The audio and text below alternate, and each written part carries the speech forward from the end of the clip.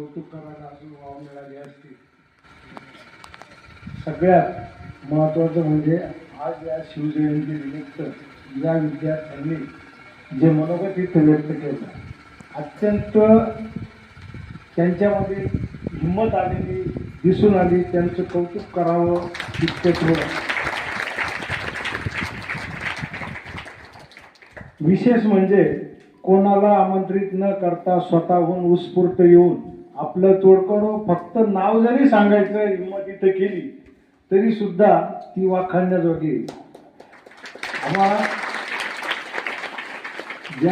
यावेळेची नवीन विधानसभा गठीत झाली आणि आमदारांचा शपथविधी चालू होता, तो आम्ही दूरदर्शनवर बघत होतो, तर एका आमदाराला वाचून सुद्धा शपथ घेता आली नाही. इथं एकाही विद्यार्थ्यांनी एकही चिठ्ठी हातात आणली नसतानाही शिवाजी महाराजांवर अत्यंत उत्तम असं भाष्य इथं केलं.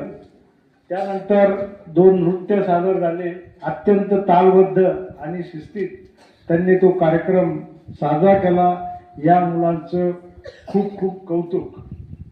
त्याचबरोबर ज्या शिवाजीचे आपण गोडवे गातो, त्या शिवाजीचे गोडवे गाताना शिवाजीच्या पराक्रमामागे जिजाबाई यांचा मोठा हात होता. का या बालवयात त्यांना सर्व प्रकारचं शिक्षण देऊन घडवलं, म्हणून ते मोठा इतिहास निर्माण करू शकले.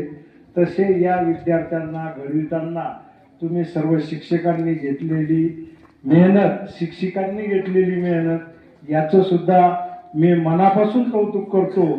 आणि तुमच्या प्रयत्नामुळेच हे इथपर्यंत येऊन बोलू शकू राहिले.